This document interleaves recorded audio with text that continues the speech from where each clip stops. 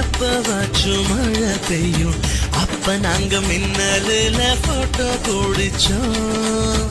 தொப்புள் கொடிய போலத்தான் இந்த ஊரை வாழ்ந்தோம், வெயில தவிர வாழ்க்கையில வேற என்ன அறிஞ்சோம்.